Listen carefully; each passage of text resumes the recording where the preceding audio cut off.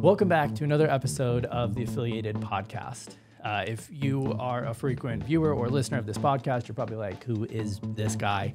My name is Kyle Meredith. We have a minimum requirement of one Kyle per podcast episode. So if you don't get Kyle Kostecki, you're going to get me. I am joined by my amazing co-host here, Thomas McMahon, a.k.a. Seth Rogen, a.k.a. Rogan Josh. Oh, yes, Rogan Josh. I forgot about that guy. I know. Yeah. LinkedIn comment or that YouTube comment will live in infamy. How you doing today, man? I'm doing great. Sorry for being late. I'm glad I'm here. That's okay. We have a very special guest today and a super cool topic to really be able to dive deep into. So today we're going to be talking about how a platinum affiliate would approach ad buying if they were starting over today with only a $1,000 budget. And we are going to be joined by the amazing Isaac Kevelson. Thanks so much for joining us, Isaac. How you doing today? Yeah, thanks so much for having me. Of course. Isaac and I just actually finished speaking on stage for the first time too. So bundle of nerves all of today. So this will be easy. Yeah, that's why we had to pull in Thomas for the clutch support on this. So I'm gonna be taking copious notes because all I have is $1,000 right now. So I'm ready. Oh, beautiful. Perfect. Yeah. Don't tell my wife. Yeah, things are dire. Yeah, and just to provide some context, right? Well, why did we pick $1,000? Seems a little bit arbitrary. Why did we pick that? You can have any amount of money to try and start affiliate marketing, right? And depending on your strategy and what you want to do, if you want to buy paid ads or you have no budget at all and you need to go an organic route, right, the number can be a total variable. But realistically speaking, how would an expert affiliate approach running a lean operation like a lot of beginning affiliates want to do? So we picked $1,000, and Isaac's going to kind of break down his strategy and his approach to make the most of that. So, so jumping into it first, Isaac, do you want to give a little bit of background on you? What makes you Isaac? Sure. Yeah. So I've been a platinum affiliate working with ClickBank for 4 years in a row, I think. Nice. Yeah, I run paid ads on social media, mainly Facebook. But I am curious, if you only had $1,000 to go with, like, I can think of a dozen different traffic sources I could throw that money at and probably light it on fire. Like, where would you start with that $1,000? Like, what traffic source, what ad platform, I assume you're going to say? Like, where would you go with that? Yeah. Well, I would avoid native just because that's really expensive. Avoid native? And then I guess it's really between search and social. And, I mean, I personally like social because I like playing to my strengths, and you can leverage if you're good at making ads, right? Like as opposed to search traffic, there's no like creative piece to it, right? And I think that's kind of my strong suit is making ads. And so I have leverage in doing that. Right, so are you doing like a video or image or a bit of both, or? Yeah, I like videos better because you can pre-sell them before they even click off of Facebook. Okay, and then that was my follow-up to the social piece. Is that Facebook you're talking about? Is there any other social you'd throw in there? Facebook's the biggest, and that's what I focus on. So is there, because, right, Facebook's been, how we say, tumultuous? That's good Since the whole iOS 15, 14, whatever number it was. Even before that. Yeah. So what I hear about Facebook all the time is like, hey, ad costs are going up. It's more expensive. Tracking is really tough now. Like, is that something... When I say that to you, talking about this kind of limited budget, is that something that people should be conscious of, scared of, be aware of? Like, yeah. I mean, there's always volatility, but I don't think that's exclusive to Facebook. And the way I look at it, like there could always be changes. You know, this Apple has this privacy change, anything like that. That now the algorithm's less efficient, and so same cost, less efficient algorithm, worse results for advertisers. Or CPMs are rising, but that just means there's more competition. Regardless, though, the way I look at it, there's always someone winning because it comes back to supply and demand, right? Like if it wasn't working, people wouldn't be running ads, and then the price of ads would drop, and then it would be easy to make it work. Yeah. So it's self-balancing in that way. So you just have to be like better than average. Like your ads just have to be better than average. And it will always work because it will always work for some people, right? It's never not going to work for anyone. because if it's not working for anyone, no one will be scaling ads, and ads will become really cheap, and then it'll become easy to scale ads. It's a really interesting way to think about it, though. You just have to be better than average. Yeah, exactly. Like that. I think I'm maybe better than average. Questionable. I can figure it out, yeah. Because I mean, gosh, how many times have you heard, Kyle, that X thing doesn't work, right? Oh, totally. But then you know dozens of people that are making it work. So it's like, Yeah. well, maybe it's not the thing that doesn't work. Maybe it's you, Yeah. Mr. Person look in the mirror. Yeah. Yeah, which is, I love the way that you approach like how you would pick your traffic source, right? Because if you have a limited budget, you can do paid ads or you can do organic content. Organic content is longer tail. You're gonna have to be really consistent with it, and sometimes you might have to be the face of your content, right? But the approach to determining which traffic source you want to pick is based off of like what your goal is. Like, what do you want your affiliate marketing business to look like for the long term? Yeah, basically, like, just don't pick a super expensive platform. Like, I know YouTube is more expensive than Facebook. So, you know, as far as social sources, like, if you're limited on a budget, you'll get statistically significant data for cheaper on Facebook. So, and then obviously, like, if you're limited on a budget, don't do native. But yeah, I think that's pretty much it. Like, every traffic source will work. You got to just play to your strengths and what's best for your situation. Yeah, thanks. I love that. So now we have your traffic source identified, right? And how your approach to picking that would be. And you're running on a lean budget. What tools are vital? What aren't vital? What would you invest in? Honestly, nothing is really vital. Like, the only thing that's vital is ad spend. Like, you need to be able to test. I mean, the most important thing is probably like a landing page software. Yeah, I mean, third-party tracker, that's great, more accurate tracking, but not entirely necessarily. I sometimes don't even use mine out of laziness. Like, just like when if you're focusing on one traffic source, I don't think you really need a third-party tracker as much, right? If you're well, they're basically a lot more accurate. Like Facebook's Pixel, especially after iOS 14, it's just way less accurate. So, but it's still like it's good enough. You know, like if you're trying to save money, you don't need a third-party tracking tool. Yeah. So what you need to obviously probably. Are you hosting? Would you be hosting a bridge page if we're sending the offer? Or are you linking direct? So it depends. You could link direct, but you'd want to get a custom domain from the advertiser. So for a new affiliate, they probably won't have access exactly, to that, right? Yeah. So in that case, you'd probably want a landing page builder. But what you can do is there are websites where you could buy like a lifetime access to like one is AppSumo. AppSumo? Yeah. Okay. And you could buy like $50 and have the landing page builder for life. That being said, I don't know, because they're usually like startups. That's why the deals are so good. So it might be like pretty buggy. Is it system.io or whatever? It's like a free landing page builder. I've seen a lot of newer affiliates using. Cool. No, I haven't heard of it. But if it's free, why not? Like, yeah. I guess the downside is it might like suck, but yeah, I was going to say that's the ads. downside for using like Wix is Wix allows you to create websites for free, but the amount of support you get for like page load speed and stuff like that is just really low. Can be great if you don't have a budget. It's something you want to graduate from pretty quickly. So they might be great, but is it better than learning HTML? Yeah. Probably. Yeah, probably. Yeah, I guess that's another solution. Just learn how to code. Yeah. Well, now with ChatGPT, you could probably just ask it to build you all the code for a landing page, and all you have to do is pay for hosting. So you buy a domain. That's let's say $12. Hosting, whatever that, and maybe that's included into your page builder, whatever you're using, right? So, but to some degree, you're gonna have to take some of that $1,000 and put it towards your infrastructure. We'll call it for domain and hosting and page building. Is that the bare minimum? Yeah, that's probably the bare minimum. Okay. Yeah, just save as much as you can for ads for sure. Okay. Yeah. In your experience, when you actually, when you first started out 4 years ago, were there any tools that maybe you took a course or something like that and they hyped up certain tools that you thought would be way more valuable than they turned out to be for you? Yeah, I mean, I think I took some courses and they all kind of really pushed like tracking tools, which is great, but like it's not necessary. Actually, number one would probably be spy tools. Now like a few years ago, it was more worth paying for spy tools, at least on Facebook ads. But now facebook.com/ad/library, best spy tool in the game. Yeah. So can you talk about that a little bit more for people that have no idea what you're talking about? Yeah. So Facebook is just very like open with any advertiser. You could see all their ads.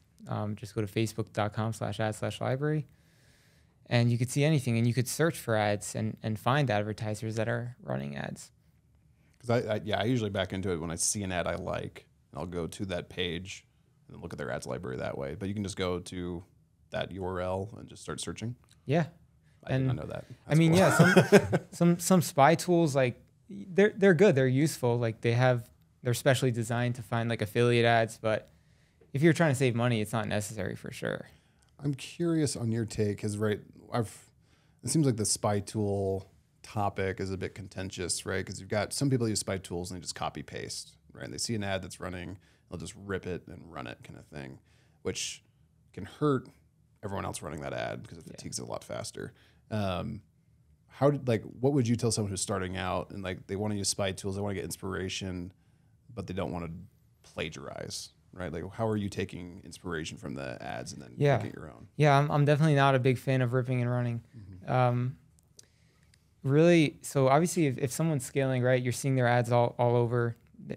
On the ad library, it seems like, they have a lot of active ads running that have been active for a while. They seem to be scaling. So it's working, right? So you want to model it in some way. So, maybe you can make very similar ads. Like maybe their angle is why it's working, right? So you could make different creatives, but same angle or very similar angle. Maybe there's some sort of pattern interrupt that's particular to that creative that you can model that pattern interrupt. And yeah, it's I really just believe in putting your own style to it. And I don't think there's anything wrong with modeling what's working. Yeah, I think the key frame there, right, is it's important for somebody. The downside of ripping an ad that's working and let's say it works for you is you don't necessarily understand why it worked. Yes. So it's about understanding the psychology. If you want to have long-term success as an affiliate, is really try and understand, like Isaac's talking about, why is the creative hook working? Like why is that pattern interrupt technique? Why is that working? And how does that align with the offer itself? That's where you actually get repeat success. Otherwise you can't. You don't understand why an ad's working. You'll have a very hard time replicating it, even if you just straight up rip the ad. That's true. Then you'll always be relying on ripping everyone's ads. Yeah. Ads also have a limited life cycle too. Yeah. So it's not going to work forever. That's true. So. Yeah. You might rip it like as it's dying. Yeah. and they might have an edge you don't know about. That's often the case, Oh, sorry. I had a follow up to the budget question. You mentioned you're running video. Is there like a affordable video editor you would use or could recommend to people that have limited budget but want to run video ads? Yeah. I mean, I use a Wave.video. I actually bought a lifetime deal on that, so it was really cheap. And I've heard from a few people, InVideo.io is good. InVideo? Yeah. I haven't used it myself. I told you I'm taking copious notes here because I'm going to go do this. Oh, yeah. So Wave.video has got free, or like the cheapest, I think, is $16 a month if you need some of the more features they've got. Yeah, I'm not sure how much InVideo costs. I don't think Wave is that expensive, though. Yeah, InVideo, I'm just on their site. Yeah, $15 a month or free or unlimited for $30 a month. Both of those are really affordable. Yeah. Okay, thank you. Yeah, because I know, part of the complaints we hear from affiliates, right? It's like, oh, yeah, I thought this would be easy, but now I've got to pay for all this hidden costs. It's like, well. Hidden costs. Yeah, it's like, they're not really hidden. It's just like if you don't want to learn how to code, right? Right. Yeah, like you're paying for a convenience service. Yes, you're paying for speed, right? Yeah. Like for convenience, yeah. So it's like, it's not, you don't need a video editor, but if you want to make videos somehow, like if you want to use iMovie on your Mac or something, it's like, you're probably gonna need something that's a little more, that you do have to pay for, right? Or a page builder or whatever it might be. So these businesses need to make money too, so they're gonna charge you. But okay, thank you. No, that was something that always pops up. Is there any for images? When you run images, or something? I imagine Canva is a popular tool. Yeah, Canva, easy. Yeah. Nice. That's free. Which is like, I have paid on and off for Canva. I think it's like $13 a month, something like that. It's pretty nominal. You can even do a free trial though. Like just try it out for the first 14, 30 days, something like that. It won't cost you anything, but allows you to utilize a tool that has like some paid images inside of it as well. So we've kind of picked, all right, we've identified what's your traffic source, and we have identified what tools are super important to you. I think a lot of affiliates get caught up on the next part, which is kind of like, how do I pick my offer? How do I pick what vertical? There's so many verticals. I hear health, wealth, relationships, those all do really well. How would you approach picking a vertical on a limited budget? Yeah, so really, there's two main factors. Number one, you have to choose something proven, and then if you have a limited budget, you ideally want to run something that is going to be a little more Facebook or ad platform friendly. So try and balance those two. It could be kind of hard because I guess the health offers are like the most proven on ClickBank, and Facebook doesn't like those so much. Arguably the least compliant on Facebook. Yeah. Yeah. And the most saturated for sure. Yeah. How do you balance that? Like, if you're looking at the ClickBank, let's say a new affiliate, I'm in ClickBank, listening and joining notes on this podcast, and I'm looking at like the gravity score, the top ranking offers. Like, how do you balance, I guess, the competition in a vertical versus, I know these are good sellers because they're ranked high, but there's also a bunch of affiliates pushing them. Like, does that factor into your decision there? Yeah, I don't really see, when I started out, I was so worried about competition and saturation, but like those offers are just doing the best, like regardless. Like, who cares if everyone's running it? It's still crushing. So I don't think too much about saturation. It's actually a good sign. Things are working. Yeah, it's like, why do you see like 6 gas stations next to each other, right? Like, yeah. There's a lot of people that need fuel. Yeah. How many billions of people are on Facebook? Yeah. Yeah. You can probably market to some of them where other people aren't. Yeah. Is there like do you chase any, when you look at price points or like commissions you might earn if you're starting with a limited budget, does that factor anything for you? I mean, so you have more leverage if the offer payout is higher. You have more room to pre-sell before they get to the offer. If if the offer payout's higher, you have more room to pre-sell. Well, you basically have more room to get a higher EPC, right? So EPC is always it's based, not just on how much the offer pays, but how much it converts, right? So you could have a lower price offer with a high EPC if it converts like crazy. Yeah. So you're talking about earning per click for the earnings people per click, listening right. along. Yeah. So when you're okay, how are you backing that into a bit? So you're saying let's say I can make up to $100 per sale or something on this offer I'm looking at. So you're saying I can afford to have a higher earning per click when I'm looking at my stats? Yeah. So what I mean is on a lower priced, a lower payout offer, your earnings per click is kind of limited, I guess, because you can only how high will the CVR or the conversion rate go, right? Like versus like if you could get the conversion rate high on a high payout offer and you do that by pre-selling well before they get to the offer, that is you have a lot of leverage in doing that. The downside is though that it's more expensive to test higher priced offers and get statistically significant data. Is that because it's going to convert at a lower rate typically? Basically because so if an offer pays you $150 versus another offer pays $30, to get enough conversions on what you're testing, like if you're testing different ads and seeing which one leads to the most conversions for an offer that's $30, it's 5 times cheaper than one that pays $150 to get the same amount of statistically significant data. So would you recommend someone with, let's say I've got $1,000 and if I lose it all, I'm getting kicked out of the house? This is for a friend, I'm asking. Would you recommend I try a lower priced offer then that might pay a little lower because I can get more run rate out of it? Something you could actually do to kind of get the best of both worlds. You can actually make pretty sound database decisions based off of lower events in the funnel, like right before purchase, initiate checkout. That's pretty high intent, right? And if you could just estimate, so on average, like in general, 1 out of 3 or 4 checkouts will turn into a sale. So from there, you could get statistically significant data on more expensive offers. It won't be as accurate because it's checkouts, it's not a sale, but it'll be pretty close. People that means they watch the whole VSL, they hit add to cart.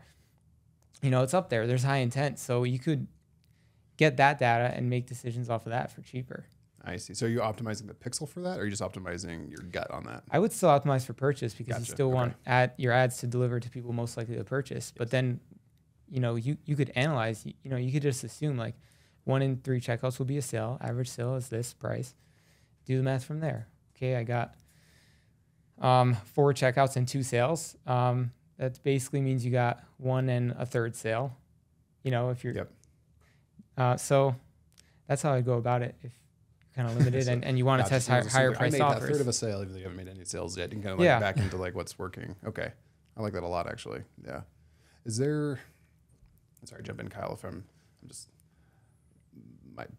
painting a brain picture in my head, which is painful for some people. But is there, I feel like it's give up too fast and stuff, especially new ones. Yeah. Like, this isn't working. I've sent 50 clicks and there's no sales. This is a scam. It's like, well, okay, that's probably not enough clicks. Like, oh, for sure. Yeah. Yeah. What should people be looking at, like, for realistic expectations when they're sending traffic? Yeah. So yeah, it really depends where your traffic is coming from. If you're sending, Facebook traffic or paid ads, I mean, ideally, before complaining, I'm trying to think of like a good calculation because there's no like concrete number, but I guess if you already sent like double the amount of clicks to what the offer pays out, so that means your EPC would be below 50 cents. Yes. That would kind of indicate it's probably not such a strong offer. Okay. But it could just be chance because it's still like not that many clicks. Like you could just have gotten unlucky, just like you could send 100 clicks and get a bunch of sales and have a $10 EPC and like think it's going to crush. And what are some signs people should improve their ad or pre-lander creatives versus swapping out a new offer? I feel like people jump around from offers a lot when really it's like, maybe the issue is that your framing on this is way off. Yeah. Yeah. So switch out. You mean just like test different landing pages, right? Well, I guess, yeah, because I mean... Or the messaging within... I'm in like the Spark community on Discord and stuff. And like a lot of the newer affiliates in there kind of asking, it's like, oh my gosh, this offer hasn't had any sales. Like, is the offer fatigued? I'm like, I look at it's like, no, that offer is selling like gangbusters still. Like, it's... Yeah, like, no, I mean, listen, if the offer is still ranked at the top of the ClickBank marketplace, people are still doing millions in revenue on it. It's and most likely...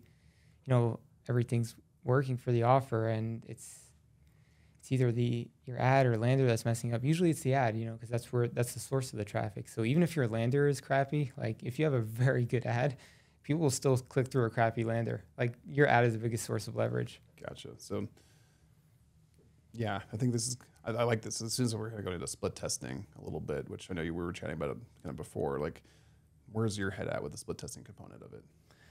If you've got a limited budget, right, you're trying to make the most out of your efforts when you are split testing, right? So something that doesn't move the needle a lot, like we've talked about, right, is changing the color of your CTA. It doesn't move the needle nearly as much as split testing your headline or your ad copy, right, in order to get more people down the funnel. So I think you take your big swings and try and if it doesn't have a chance to meaningfully improve commissions or conversions by like 30+%, yeah, why even test it? If you I would do even higher than 30%. Yeah, I wouldn't even test like different headlines with the same messaging. I would test completely different angles, completely different messaging.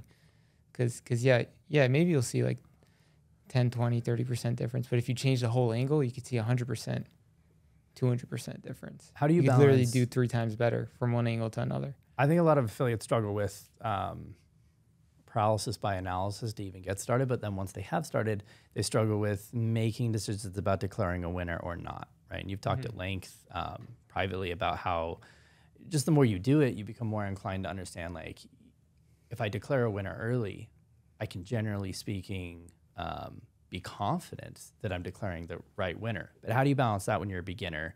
Like making a call to abandon a campaign so early based off of the data versus optimizing that campaign and trying to stick with it? Where's the balance? Yeah. I think it really just depends on you generally want to launch with like a scattershot approach, completely different ads and angles, and just see like, are any of them even close? Like, or are you just like so far from profitable? Are you spending $1,000 and you only got 1 sale, on your best ad? And when you say, is it close, are you thinking, is break even? Is that your close point? It's pretty rare that you launch a campaign and it's break even. So that would be amazing. Yeah, probably. You'd ideally, if I had to put a number, you wouldn't want to lose more than half your money. Like spend 1,000, lose 500, kind of as a benchmark. Okay.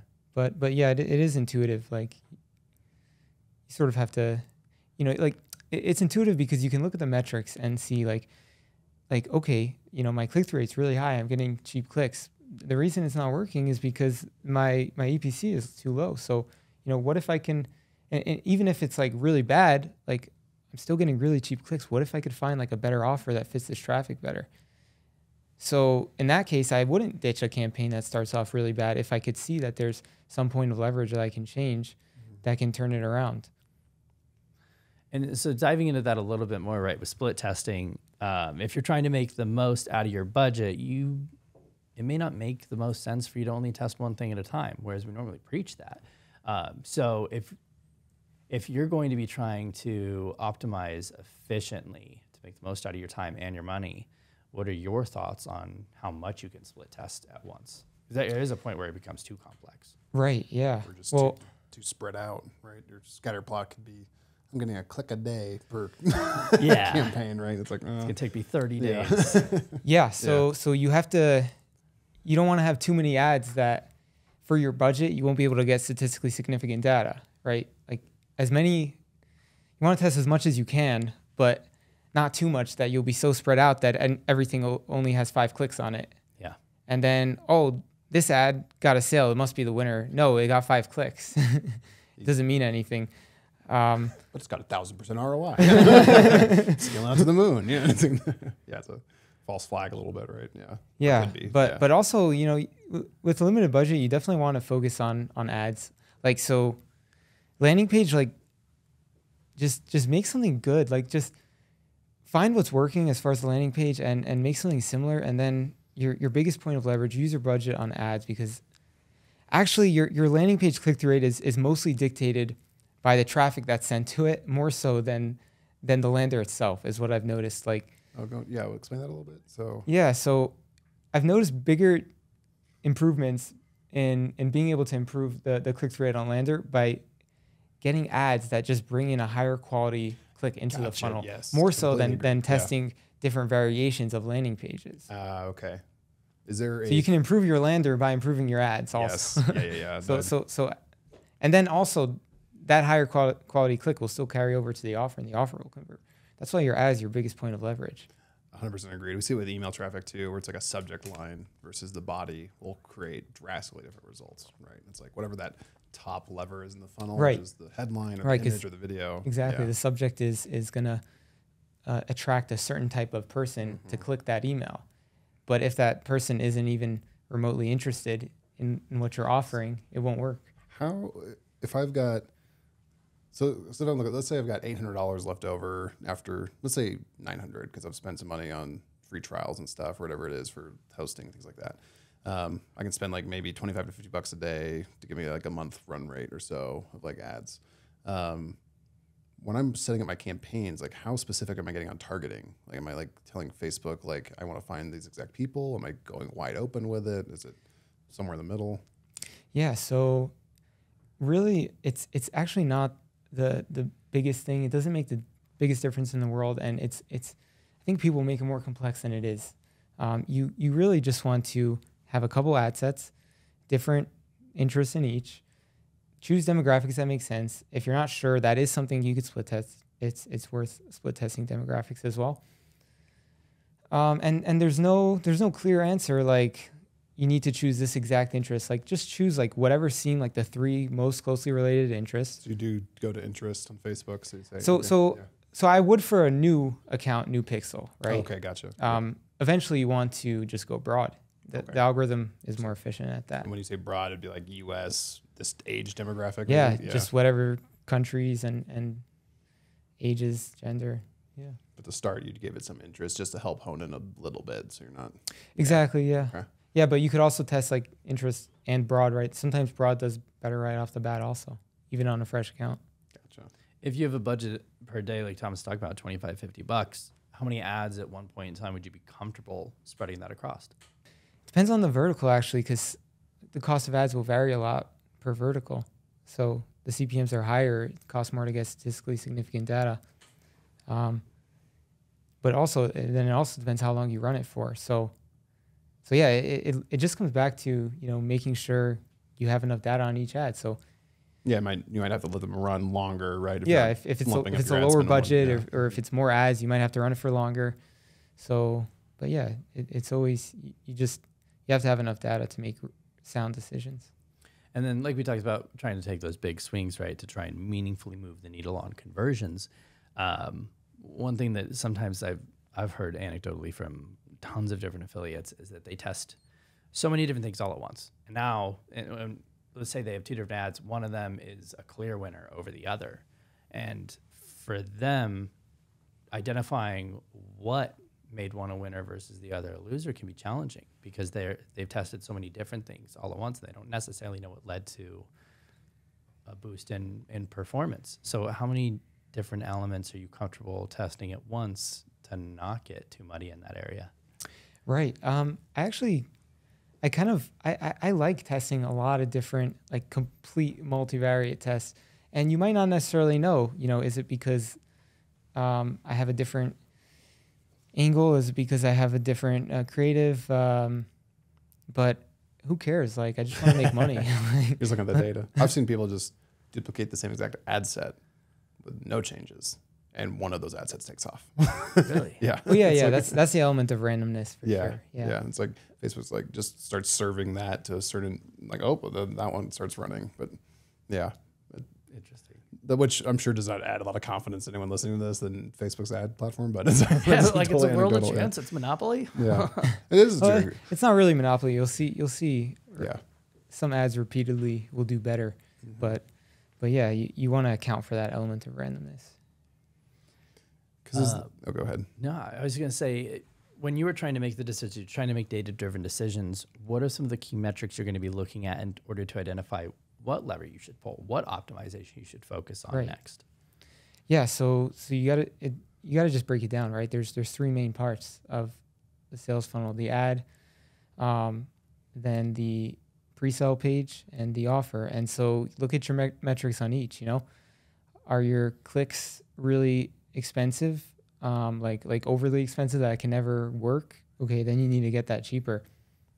Is it possible to like, do you see like real opportunity to test completely different angle or something? Like, is that opportunity really there to get the cheap clicks, right? Or the clicks that are cheap enough, right? That's if it's clicks. And, also like your landing page is a good metric for the quality of traffic your ad is bringing in, right? If you're bringing in really high intent traffic, your landing page is going to have a higher click-through rate. So yeah, it doesn't even necessarily mean your landing page is bad. Like if you have, excuse me, if you have cheap clicks and your landing page click-through rate's really low, people will think, oh, my landing page is really bad, and then test a million landing pages, but only get an incremental increase.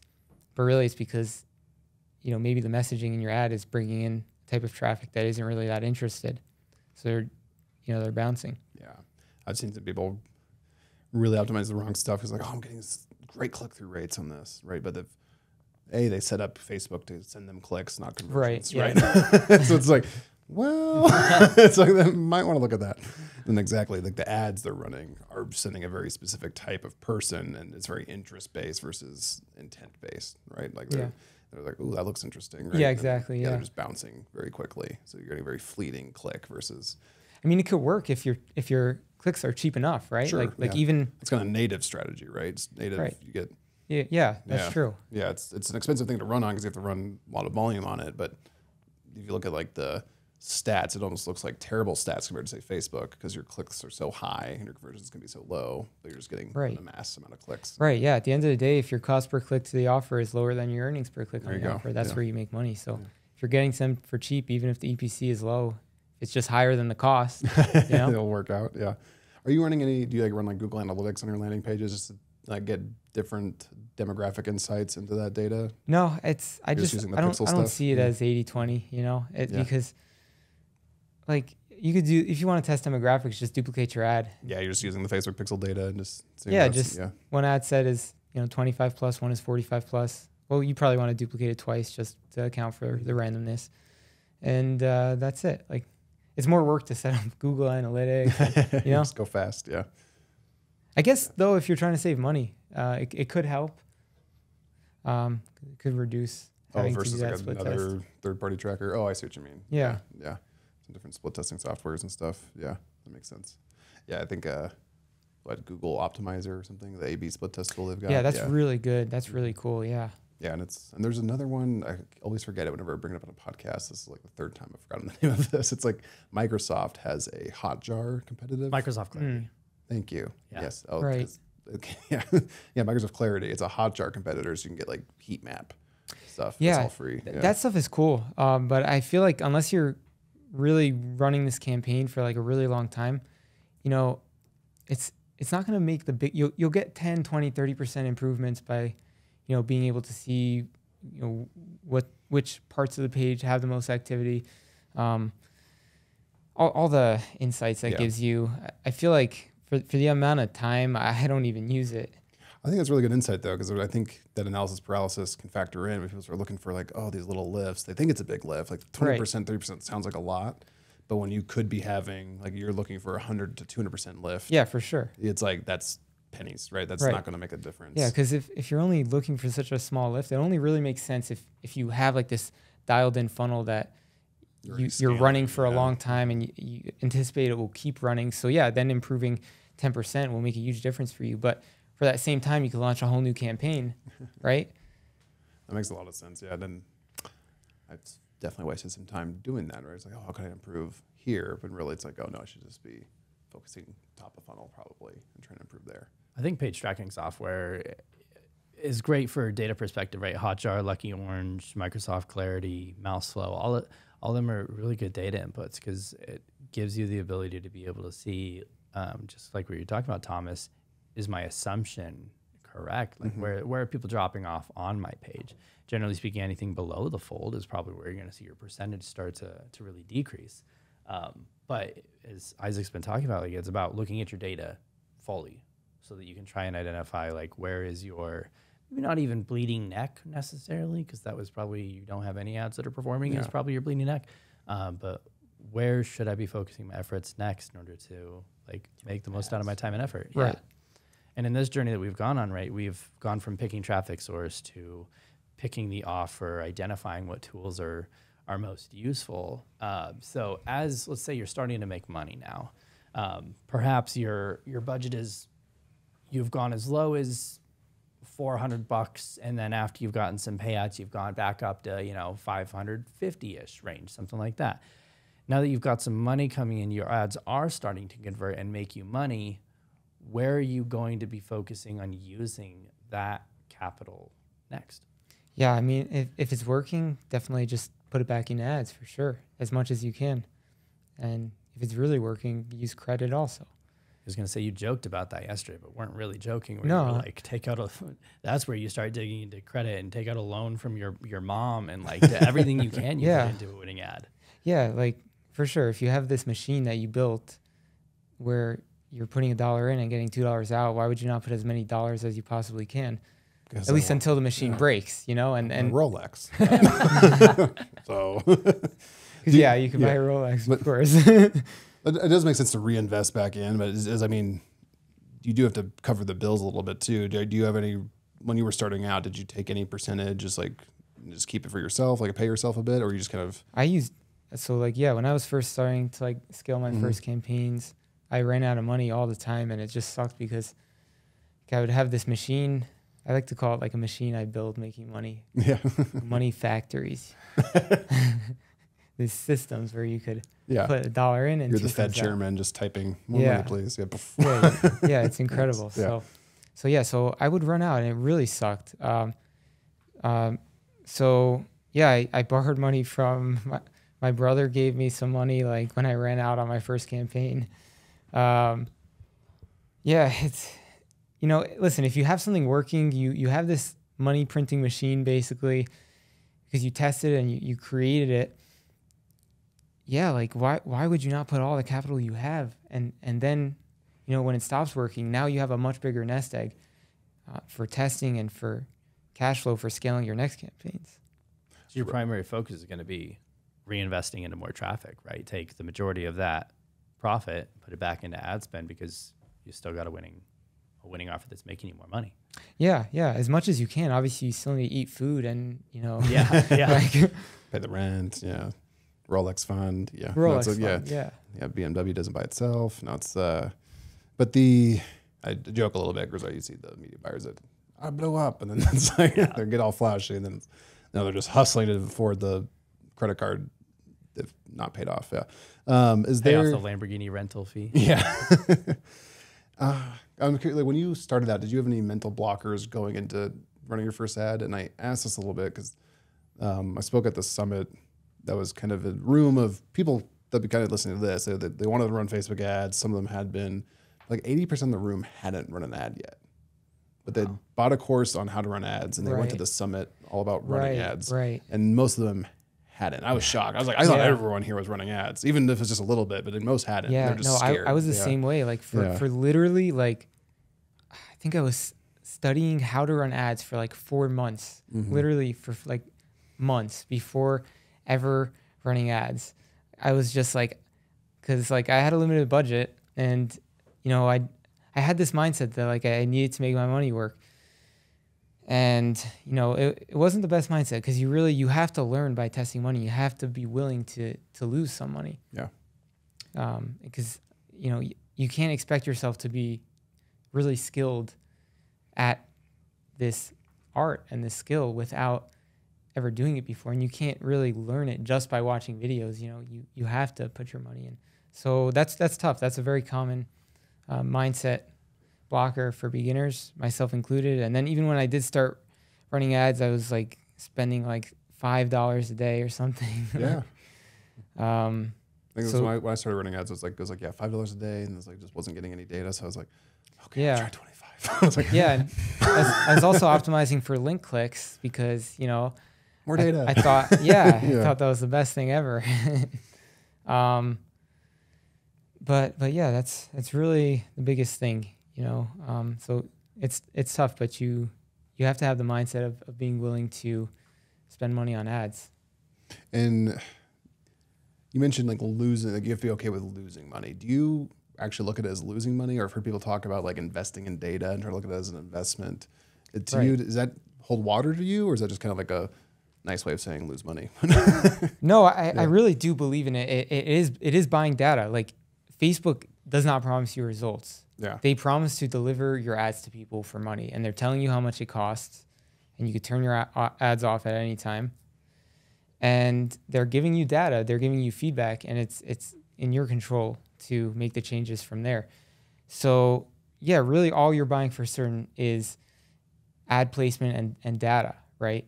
And if the metrics aren't where they need to be, you know, that's up to you to fix it. And the data is valuable because, you know, you launch 3 ads. Oh, this one does the best. Maybe I can make more similar to this. Now you run another test, the similar one to that one. Maybe it's the same angle, but more an intention-grabbing creative. So now the messaging is good and the CTR is higher. And now you kind of just, let's say you started off negative 25%. Oh, now you're negative 10% with this improvement. And you only know that because you purchased the data from Facebook. Facebook's telling you that this ad does better. You wouldn't know that by like just guessing or like taking a survey or something.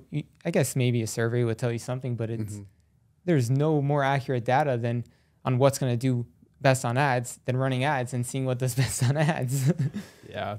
I like what Kyle said earlier too, is asking yourself that why question, right? It's like, why is this ad out converting the other, and really trying to learn what that data, because you are spending money on it, right? It's like, what am I learning from this in this For moment? sure. And why is this happening when I change this? You definitely want to think about that. Yeah. Yeah, you want to understand why your ads are working and why some are not working, so you can double down on what works. Yeah.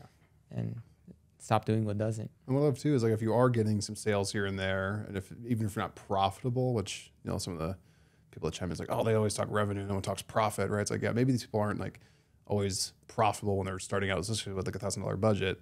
But if you're not even break even, if you said, you know, 50% ROI or 90% ROI, like it cost you in that case $250 to run those ads instead of $500, or it costs you 90 of the $100 because you made 90 back instead of 100. So it's like it only costs you $10 to run that ad campaign. Yeah. Right, so it's like, you're never really gonna lose like everything unless your ads are god awful. right. Yeah.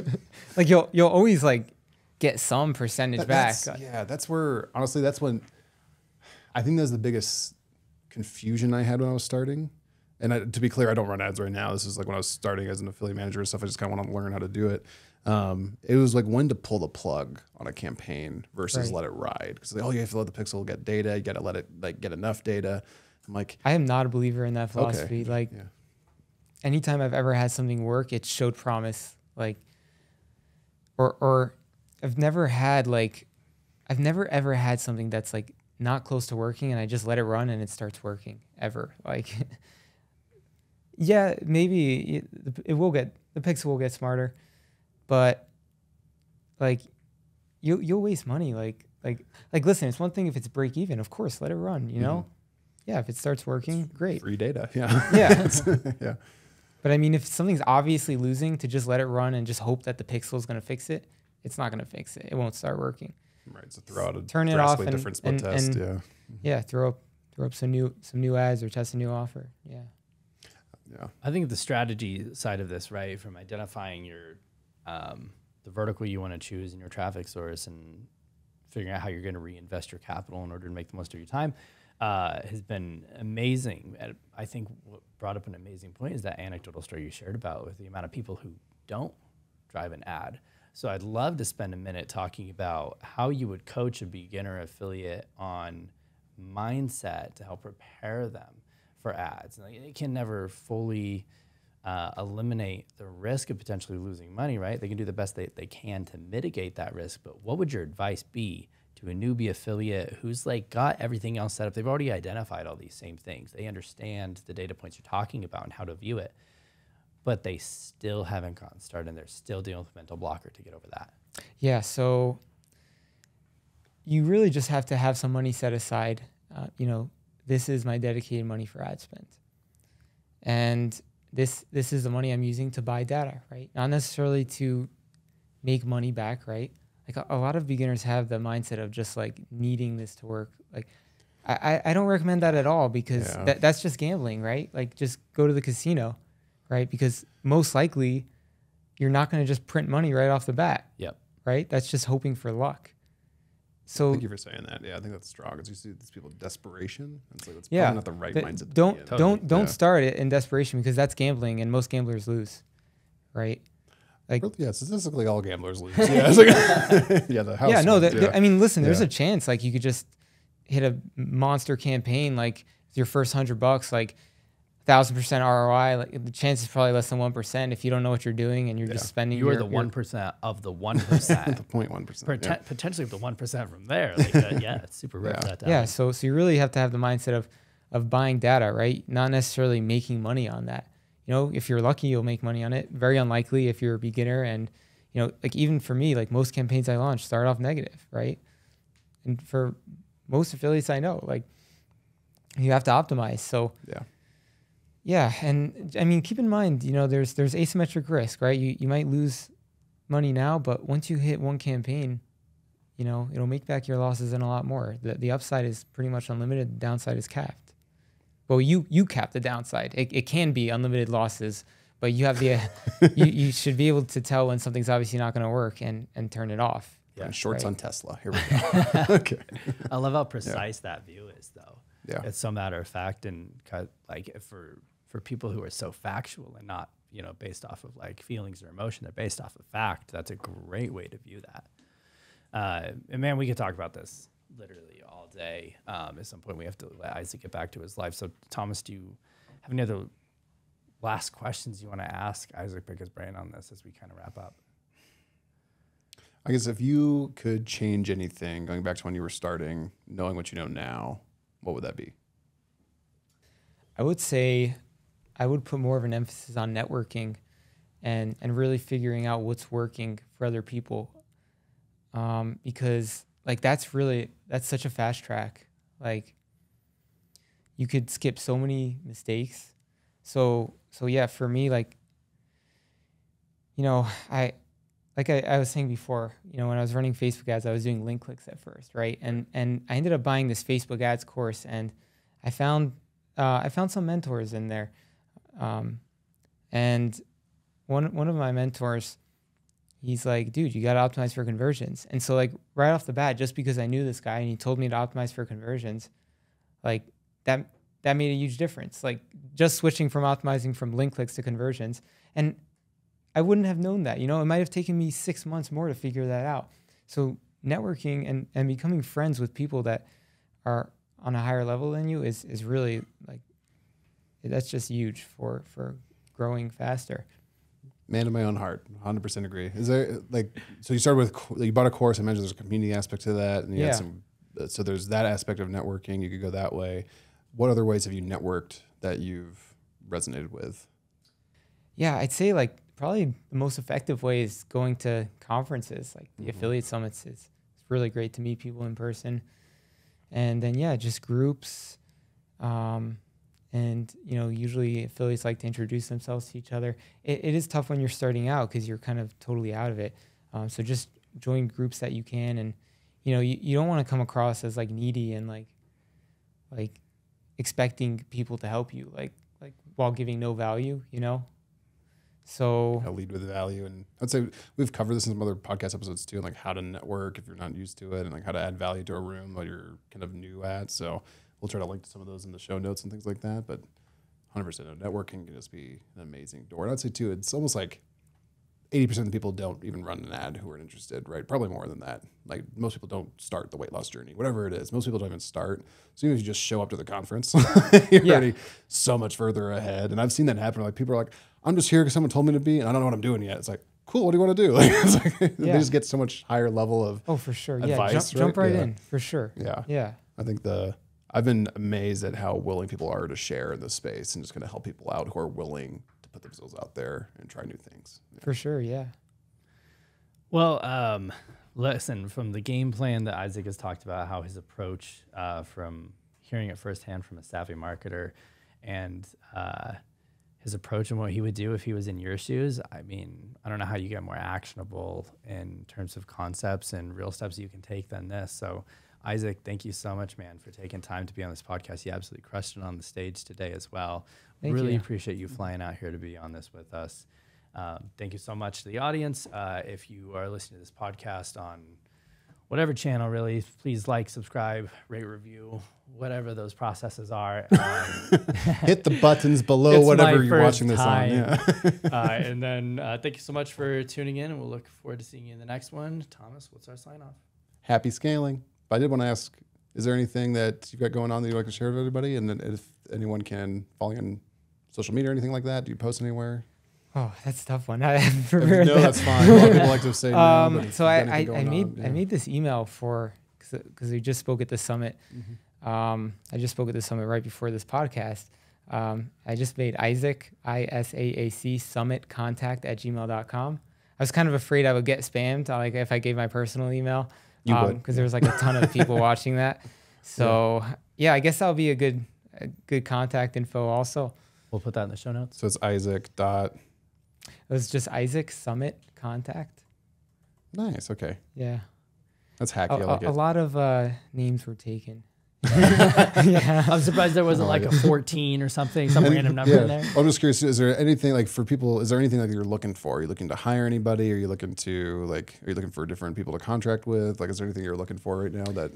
Yeah. Actually, that's a good point. I'm looking for people that are creative to help more with ads, right? So people that are naturally, kind of naturally could think for themselves in terms of coming up with angles and being able to do some market research and see what's working and make similar things.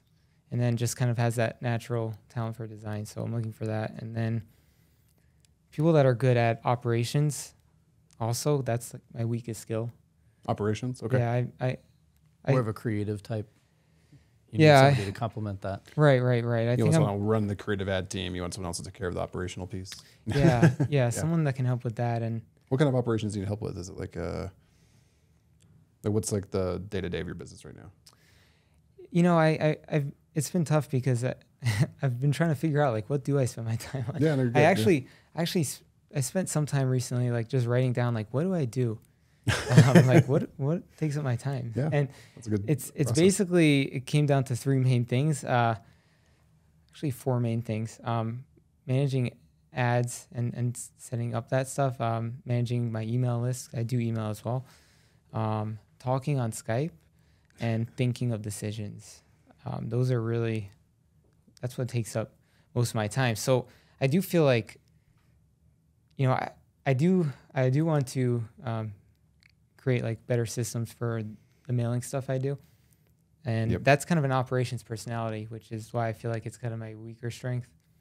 So I don't know if anyone would be a good fit for that, perhaps, but I'm not even quite sure what I'm looking for on that end. So it's hard for me. I think it's great to put out there in the universe. So no, it sounds like the managing ads piece and the email piece are things that you could processize and get someone kind of taking the majority of that off your plate and keep the things you're really good at in your plate. So awesome. Yeah. So that was isaacsummitcontact@gmail.com. Yeah. I could have definitely picked a better name. I like it. It's in the show notes. It'll be there. Yeah. Yeah. Awesome. Well, yeah. Well, thanks, Isaac, for coming out and spending time on the podcast and for the ClickBank Summit. Yeah, it's great to sit down and chat with you. Awesome. I really appreciate you guys having me. Thank you, everybody, for tuning in today. Isaac, thank you so much for joining us. Please remember to like, subscribe, rate, review, all of that good stuff. Thomas, sign us off, man. Happy scaling, everybody. Thank you, Isaac. Thank you guys so much.